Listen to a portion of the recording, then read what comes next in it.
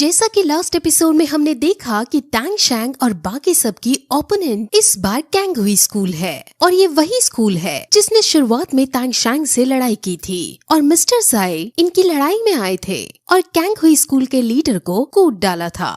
Kang हुई school के master को भी टैंग शैंग ने मार डाला है और अब ये कैंग हुई स्कूल श्रेक स्कूल के साथ रिंग के अंदर लड़ने वाला है।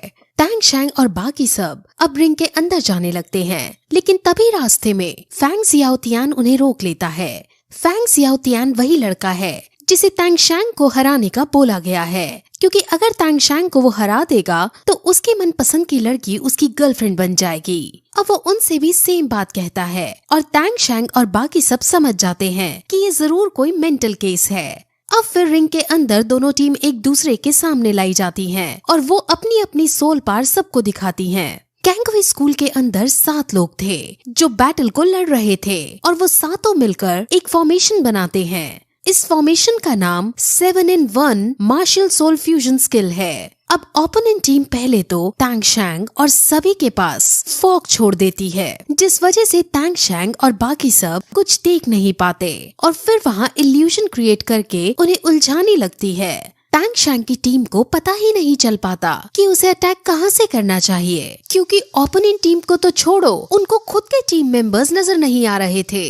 कैंग हुई स्कूल टैंग शैंग और बाकी सबसे दिल से नफरत करती थी, जिस वजह से वो ये मैच नहीं बल्कि उनकी जान लेना चाहती थी और इसके लिए सबसे पहले वो पूरी रिंग में फॉग ही फॉग फैला देते हैं, जिस वजह से ऑडियंस और जजेस अंदर क्या हो रहा है कुछ नहीं देख पाते। डीन इस मैच को रुकवाने लगता है क्योंकि उसे पता है कि कैंग हुई स्कूल श्रेक स्कूल को मारना चाहता है, लेकिन ग्रैंड मास्टर जानता है कि टैंग शैंग ऐसे हमलों से आसानी से बच सकता है, इसलिए वो डीन को शांत करवाता है। वही टैंग शैंग जो कैंग हुई स्कूल की चाल को समझ चुका था और जान चुका था कि कैंग हुई स्कूल एक राक्षस है, इसलिए वो एक प्लान बनाता है।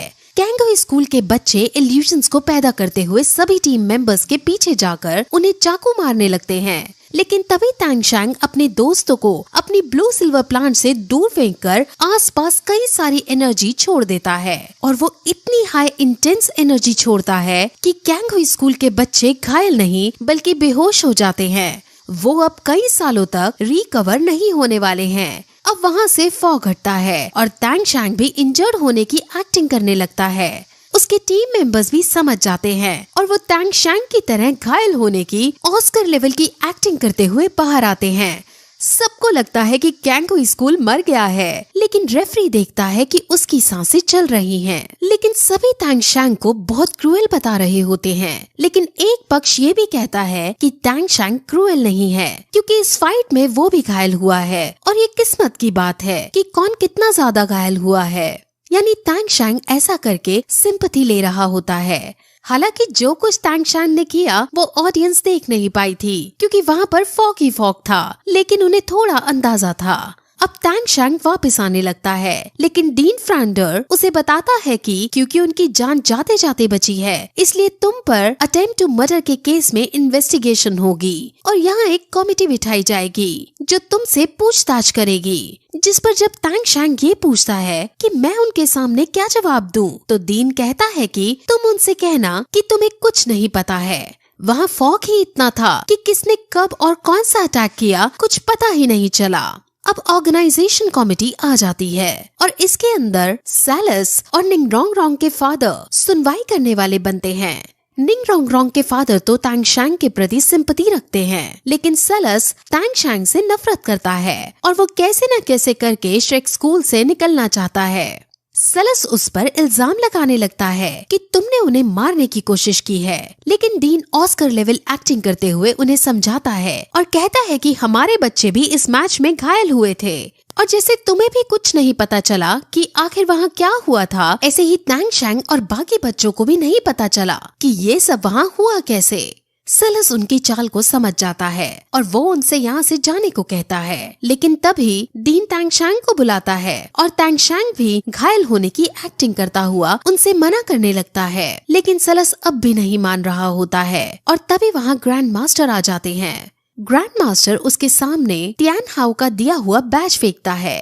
ये बैज सिर्फ पावरफुल और ऑनरेबल सोल लैंड मास्टर्स के पास ही होता था और ये देखकर वो ग्रैंड मास्टर के सामने सर झुकाता है और फिर बिना कुछ बोले सुने वहाँ से दांत पीसता हुआ चला जाता है। अब उनके सामने से ये प्रॉब्लम जा चुकी थी, लेकिन अर्लॉन्ग तुरंत ग्रैंड मास्टर से गुस्सा होने लगती है क्योंकि उनका ये मानना था कि उनको ये बैज एक लड़की ने दिया था और वो उससे बहुत गुस्सा होती है क्योंकि उन्हें ये लगता है कि ग्रैंड मास्टर का अब भी उस लड़की के साथ कनेक्शन है। वो लड़की कौन है ये हमें आगे पता चलेगा, लेकिन ग्रैंड मास्टर इस बारे में उसे समझा लेते हैं कि ये बैच उन्हें तैंगशैंग के फादर ने दिया था।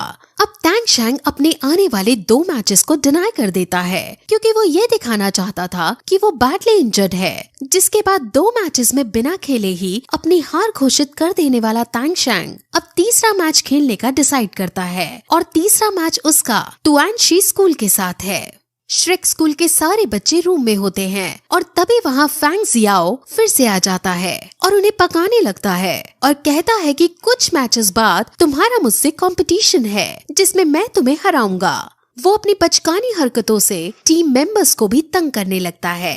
वही तियान स्कूल के टीम मेंबर्स सामने आते हैं और उस टीम के अंदर सारी की सारी लड़कियां ही थी और उनमें से एक लड़की मिस्टर दाई को देखकर उसे पसंद करने लगती है।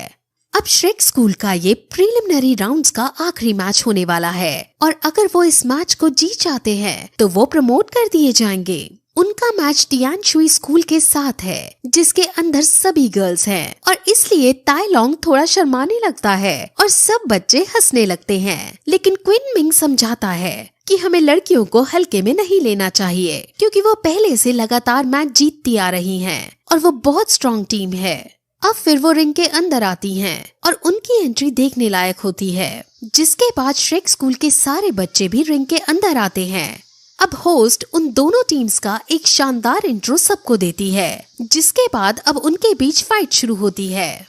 ओपोनेंट टीम आइस का यूज करके उनको ब्लॉक करने की कोशिश कर रही थी और इससे पहले कि तैंगशैंग उन पर अटैक कर पाता, वो तैंगशैंग को आइस में ब्लॉक कर देती हैं। वो और बाकी सभी को भी आइस में ब्लॉक कर देती हैं और अब लीडर तैंगशैंग की तरफ बढ़ने लगती है क्योंकि अगर तैंगशैंग ही हार जाएगा तो बाकी टीम तो कमजोर पड़ ही जाएगी। अब मिस्टर दाई जब ये देखता है कि वो तैंगशैंग की तरफ बढ़ रही है तो मिस्टर दाई जल्दी से अपनी सोल पावर का यूज करते हुए आइस ब्लॉक को तोड़कर लीडर पर हमला कर देता है, जिसके बाद लीडर थोड़ी पीछे हट जाती है और तैंगशैंग को आइस ब्लॉकेजेस से निकलने का मौका मिल जाता है। लेकिन तभी लीडर फिर से आइस ब्लॉकेजेस का यूज करके उन सभी को फंसा देती है और मिस्टर दाई की ये चाल बेकार हो जाती है। अब क्योंकि ताइलोंग डिफेंस ब्रांच का था, इसलिए मिस्टर दाई ताइलोंग को आगे भेजता है और ताइलोंग आइस ब्लॉकेज को तोड़कर लीडर को मारने जाने लगता है।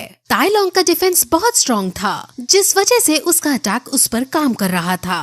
अब तैंगशैंग की टीम में बाकी मेंबर्स जो आइस ब्लॉकेजेस से छूट गए थे वो भी लीडर पर हमला करते हैं और अब हमें ये पता चलता है कि तैंगशैंग मन से अभी तक आइस ब्लॉकेजेस से नहीं निकला था क्योंकि आइस ब्लॉकेज में पड़े रहने से लीडर का सारा ध्यान तैंगशैंग पर था और इतने में मौका पाकर बाकी टीममेट्स आइस ब्लॉकेजेस से निकलकर लीडर पर हमला कर देते हैं। अब उनमें बैटल होती है जिसमें दोनों एक दूसरे पर भारी पड़ते हैं, लेकिन एट लास्ट ओपोनेंट टीम अब मैच को खत्म करने के लिए वहाँ हर जगह आइस ही आइस लगाने लगती है और वहाँ का माहौल बहुत ज्यादा ठंडा पड़ जाता है। ऑडियंस तक बर्फ में जमने लगती है और अब वो तैंगशैंग और बाकी टीम के ऊपर आइस पुकर्स का यूज करके उन पर वार करने लगते हैं। वो वहाँ का टेम्परेचर बहुत कम भी कर देती है, जिससे वो अपनी सोल पावर भी ठंड से यूज नहीं कर पा रहे होते। लेकिन तभी तैंगशैंग अपने टीम मेंबर्स के आसपास ब्लू सिल्वर प्लांट का एक केज बना लेता है और डिफेंस करने लगता है।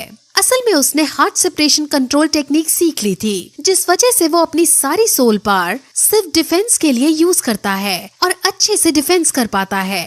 ओपोनेंट टीम को इस बात से गुस्सा आ जाता है और वो तुरंत अब अपनी मार्शल सोल को फ्यूज कर लेती है और ये देखकर सब डर जाते हैं। मार्शल सोल को फ्यूज करने के बाद वहाँ बहुत ज्यादा ठंड पड़ने लगती है और अब वहाँ रिंग के ऊपर ऑडियंस की सेफ्टी के लिए एक शील्ड लगा दी जाती है। इस ठंड से जीवो तक जमने लगती है। फिर वो अपना आइस फेनिक्स बाहर निकालते हैं, जिन्हें उनकी मार्शल फ्यूजन सोल कंट्रोल कर रही होती है। अब टैंग शैंग समझ जाता है कि वो इस सोल पावर से नहीं बच पाएगा और सब अब दुखी होने लगते हैं। और टैंग शैंग भी दुखी होकर अब ये डिसाइड कर लेता है कि अब उसके पास और कोई चारा नहीं बचा है, इसलिए वो अब अपनी सेकंड मार्शल सोल का यूज करके ही रहेगा, जिस पर वो अपना साथ देने के लिए मिस्टर दाई को अपने साथ लेता है और वो खुद अपनी फोर्स स्पिरिट रिंग का यूज करते हुए आगे बढ़ता है और उन पर हमला कर देता है, जिसके बाद ये एपिसोड फिर खत्म हो जाता है।